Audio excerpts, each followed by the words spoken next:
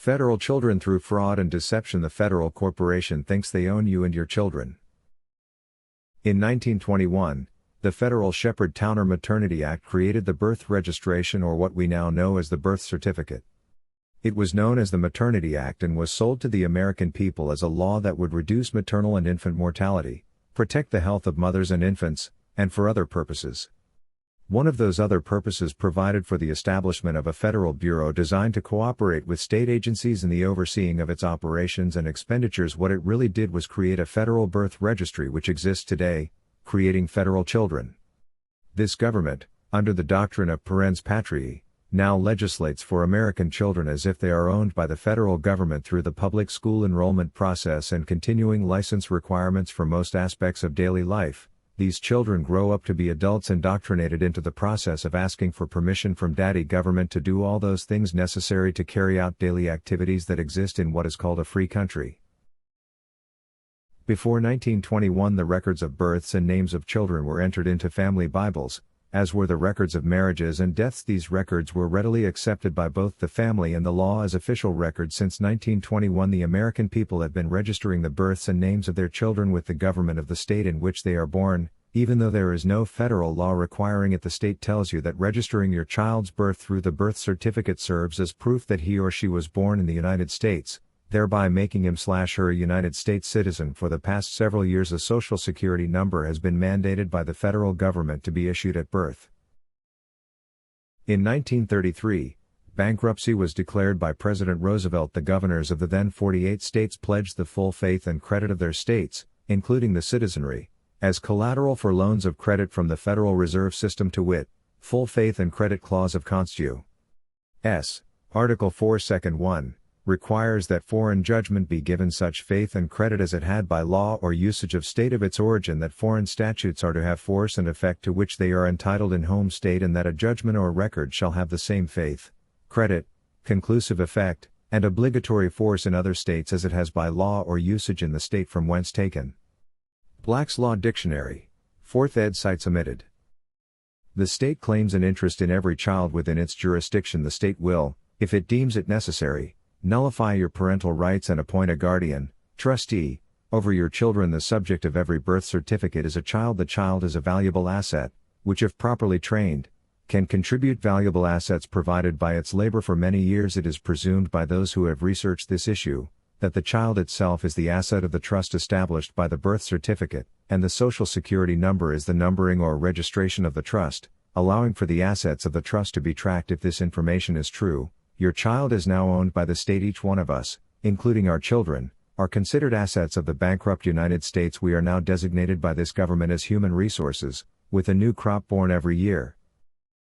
In 1923, a suit was brought against federal officials charged with the administration of the Maternity Act, who were citizens of another state, to enjoin them from enforcing it, wherein the plaintiff averred that the act was unconstitutional, and that its purpose was to induce the states to yield sovereign rights reserved by them through the federal Constitution's 10th Amendment and not granted to the federal government, and that the burden of the appropriations falls unequally upon the several states, held, that, as the statute does not require the plaintiff to do or yield anything, and as no burden is imposed by it other than that of taxation, which falls, not on the state but on her inhabitants, who are within the federal as well as the state taxing power, the complaint resolves down to the naked contention that Congress has usurped reserved powers of the states by the mere enactment of the statute, though nothing has been, or is to be, done under it without their consent.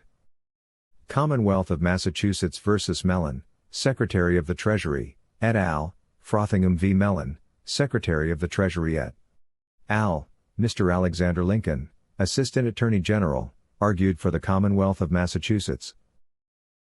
To wit, I. The Act is unconstitutional.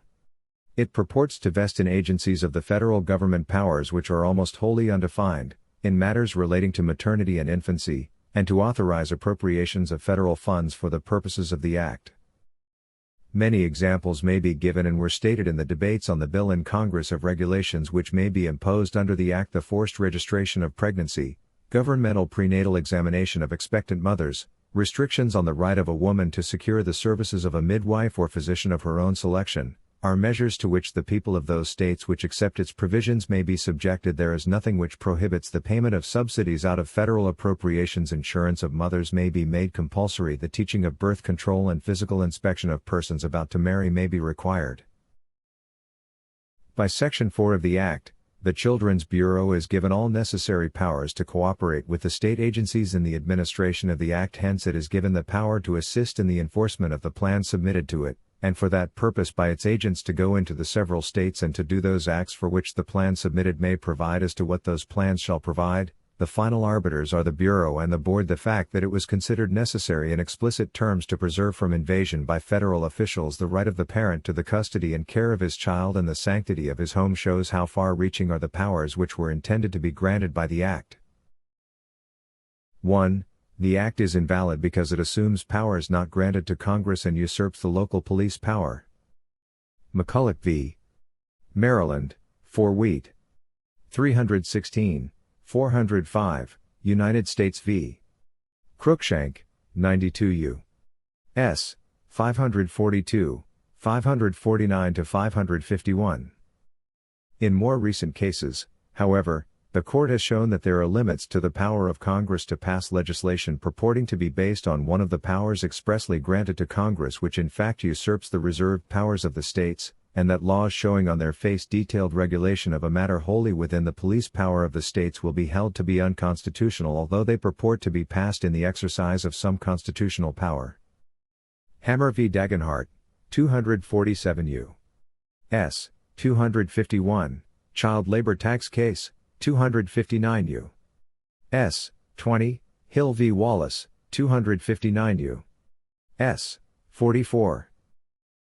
The Act is not made valid by the circumstance that federal powers are to be exercised only with respect to those states which accept the Act, for Congress cannot assume, and state legislatures cannot yield, the powers reserved to the states by the Constitution. Message of President Monroe, May 4, 1822, 4 Elliott's Debates, p. 525, Pollard's Lacey v. Hagan, 3 Howe 212, Escanaba Company v. Chicago, 107 U.S., 678, Coyle v. Oklahoma, 221 U.S., 559, Cincinnati v. Louisville and Nashville R. Company, 223 U.S., 390. 2. The Act is invalid because it imposes on each state an illegal option either to yield a part of its powers reserved by the 10th Amendment or to give up its share of appropriations under the Act. A statute attempting, by imposing conditions upon a general privilege, to exact a waiver of a constitutional right, is null and void. Harrison v. St. Louis and San Francisco R. Company, 232 U.S., 318, Terrell v. Burke Construction Company, 257 U.S., 529.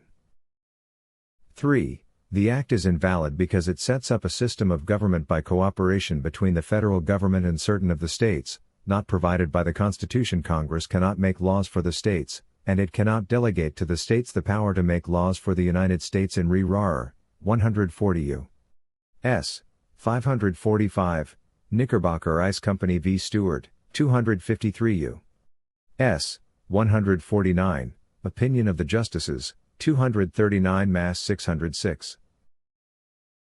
The Maternity Act was eventually repealed, but parts of it have been found in other legislative acts. What this act attempted to do was set up government by appointment, run by bureaucrats with redelegated authority to tax, which is in itself unconstitutional. What was once declared as unconstitutional by the Supreme Court of this nation in the past should be upheld in a court challenge today. The Constitution hasn't changed. What has changed is the way this government views human life. Today we are defined as human resources, believed to be owned by government. The government now wants us, as individuals, to be tagged and tracked. Government-mandated or legislated national ID is unconstitutional any way you look at it. Federal jurisdiction to legislate for the several states does not exist and could never survive a court challenge as shown above. Writing letters to elected public servants won't save us when we all know their agenda does not include serving those who place them in power. Perhaps the 10th Amendment of the federal Constitution guaranteeing states' rights will, if challenged, when making it known that we as individuals of the several states will not be treated as chattel of the U.S. government if the federal government believes they own us, and as such have the right to demand national ID cards, and health ID cards, which will in truth tag us as we tag our animals, then let them bring forth the documents to prove their authority to legislate for it if our God-given rights to liberty and freedom, which were the foundation upon which this nation was created, do not exist, and liberty and freedom is only an illusion under which the American people suffer,